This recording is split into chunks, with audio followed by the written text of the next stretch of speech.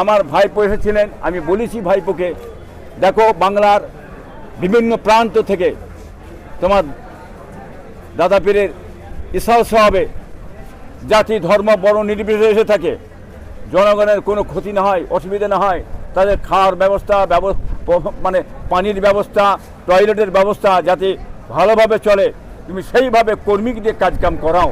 আমি বলেছি ভাইপোকে, কি মিনেন সেটা যে ভাইপো যদি ভুল করে তাহলে কিছু করে সেই কাজের লোকেরা যে ভুল করে ভাইপোর কী করবে? মেহমানদের জন্য মেহমানদারি ঠিক আছে, খাওয়া দাওয়া সব ফ্রি, সব ঠিক আছে।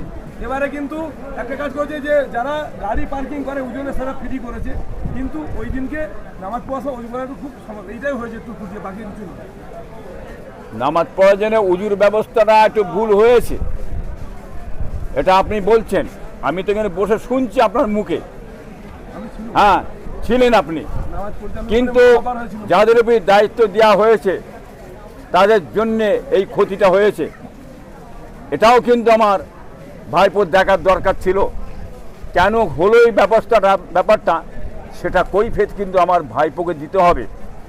হ্যাঁ সেটা দেখি কৈফিয়ত দিয়ে তার ব্যবস্থা করা হবে, বক্তব্য দেওয়া হবে যাতে কোনো অসুবিধা না হয়। প্রথমে যাচ্ছি যে আজ 21, 22, 23 ফাল্গুন মাঝের দিন যেভাবে লক্ষ লক্ষ মানুষ আসছে, যদি এক জায়গায় দাঁড়িয়ে যায় কিন্তু লোক দাঁড়াবার জায়গা পাবে না, আসছে যাচ্ছে বলেই সুবিধা আছে। এখন প্রচুর মানুষ কিন্তু আসতে যাচ্ছে, আর যারা যারা আসছেন তাদেরকে সতর্ক দেবেন, যারা বাইকে আসছেন হেলমেট পরবেন, চার চাকালে সিটবেল্ট লাগাবেন, এই নিয়ে একটু বলুন। দেখুন 21, 22, 23 সাল সব কোনো বছরই মানুষ এসে দাঁড়ায় না, দাঁড়ালে কিন্তু কেউ ঢুকতে পারবে না।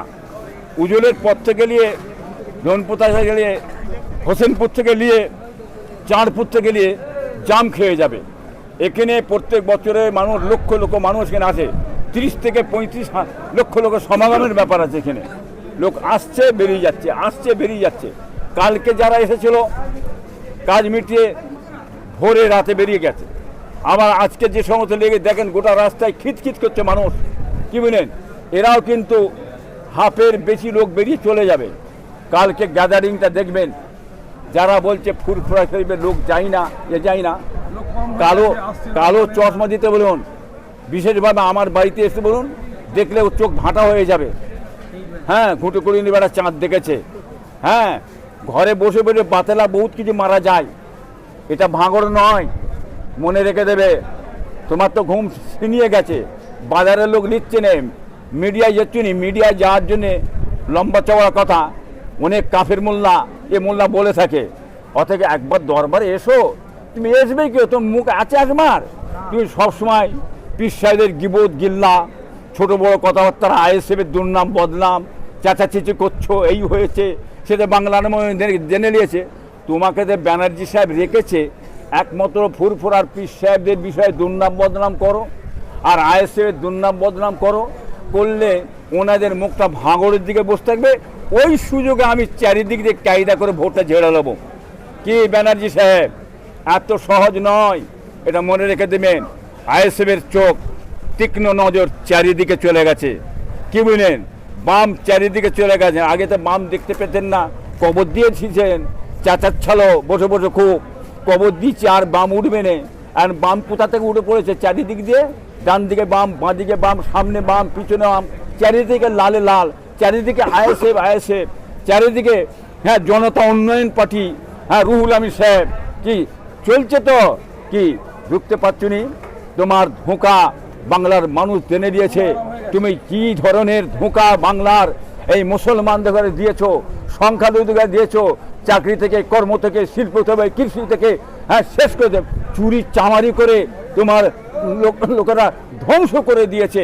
আর গুন্ডামি, কেস, মার পিট, খুন খারামি, খালি কেস দাও কেস দাও।